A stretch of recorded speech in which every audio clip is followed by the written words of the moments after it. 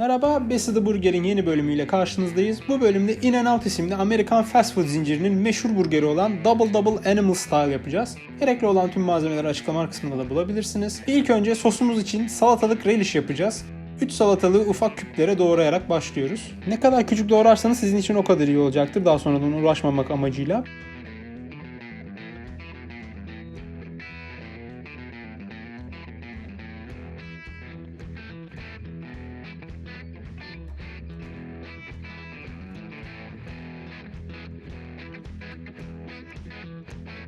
Ardından aynı şekilde soğanları da doğruyoruz.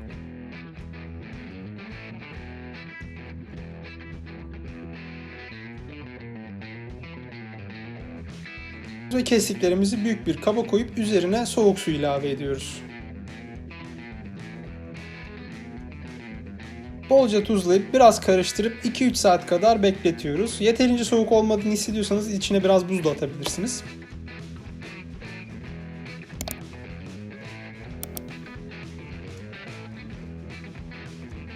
...2-3 saat beklettikten sonra sebzeleri süzüyoruz. Suyunu süzdükten sonra tülbent yardımıyla sebzelerin de suyunu iyice çıkarıp pişirme işlemine geçeceğiz relish için. Şeker ile sirkeyi bir tencerede karıştırıyoruz ve üzerine yaklaşık 1 tatlı kaşığı hardal tohumu ekliyoruz. Bunu eklemeseniz de olur, çok sıkıntı değil bu. Hardal tohumunu ekleyip biraz kaynattıktan sonra üzerine sebzeleri ekleyip iyice karıştırıyoruz. Eğer sebzeler sirke altında kalmıyorsa, yani bir parmak kadar geçmiyorsa, biraz daha sirke ekleyip sonra biraz daha şekerini de artırarak dengeleyebilirsiniz bunu. Yani şeker oranı tamamıyla size kalmış, çünkü relish normalde tatlı olması gereken bir şey ama o kadar tatlı sevmiyorsanız sosunuza relish'i eklemeden de yapabilirsiniz veya relish'in tatlılık oranını biraz azaltabilirsiniz. Bu size kalmış. Relish'i 1 saat kadar yavaş yavaş kaynatıyoruz ve ardından dolapta soğumaya bırakıyoruz. O sırada da In-N-Out'un meşhur gizli sosunu Kenji Lopez Altın matematiksel oranlar yaparak çıkarttığı tarife uygun bir şekilde hazırladım. Çünkü tatmak nasip olmadı bana. Bu tarifte 45 gram mayonez, yarım çay kaşığı sirke, 15 gram ketçap ile 10 gram relish'i karıştırıyoruz. Ben relish'i biraz büyük yaptığım için soğuduktan sonra biraz daha kesip sosa kattım ki içinde kaybolsun.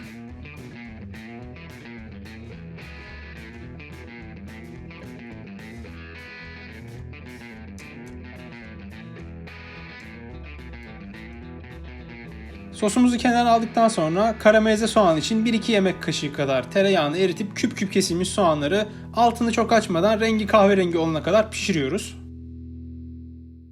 In-N-Out soğanlarını küp küp karamelize ediyor. Öyle yarım ağ şeklinde değil. O yüzden ben böyle yaptım. Siz yarım ağ şeklinde de yapabilirsiniz. Size kalmış.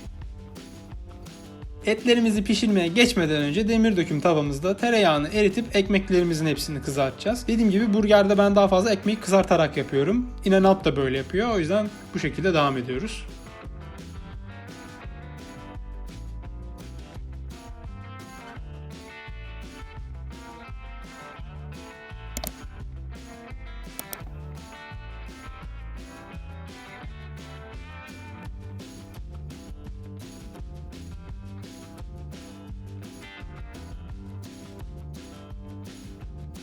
In-N-Out sağ olsun burgerimizde günlük sebze dozumuzu da almamızı istemiş. O yüzden domates, marul, turşu gibi şeyler de eklemiş bu burgere. Öncelikle domatesi halka olarak kesiyoruz ve turşumuzu doğruyoruz.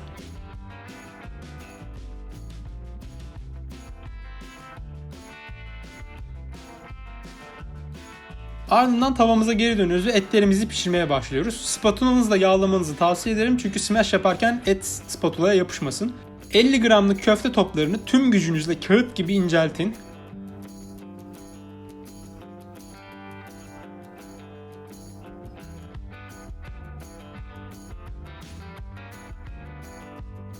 Ve üzerini tuzlayıp In-N-Out'un pişirme stili olarak hardal ekleyin üzerine.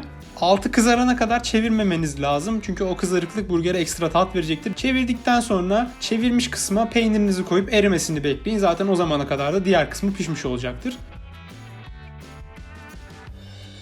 Ardından peyniri erimiş köftenin üzerine bir çatallık karamelize soğanı koyup üzerine de diğer pişmiş köfteyi koyup kenarda sıcak bir ortamda burgere koyana kadar bekletin.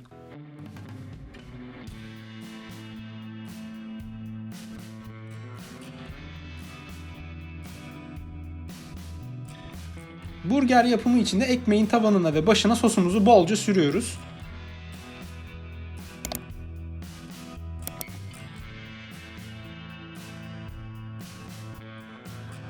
Ardından turşuları alt tabana ekleyeceğiz ve üzerine domates ile marulu ekleyip ikişer tane yaptığımız köfteyi koyup kapatacağız. Benim ilk yaptığım burgerde üst ve alt ekmekleri karıştırdığım için ters dizmiş oldum ama çekimden sonra ekmekleri yerlerini değiştirip düzelttim. Ama açıkçası ters dizmeniz ergonomik olarak daha iyi oluyor. Böylece burger kaymıyor. Diğerinde burgeriniz kayıyor, içindekiler düşüyor falan. Onu kontrol edebilirseniz. In-N-Out'a gitme şansım olmadı ama bence orası bir zincir restoran sonuçta. Evde yaptığım daha kaliteli olmuştur diye düşünüyorum. Yani nispeten az bir hazırlığa çok güzel bir burger çıkıyor. Yani relişi yapmadan bu sosu yaparsanız da yine burger kalitesi çok büyük değişime uğramayacaktır. Merak etmeyin yani o açıdan. İzlediğiniz için teşekkür ederiz. Beğenip abone olarak bize destek olabilirsiniz. Görüşmek üzere.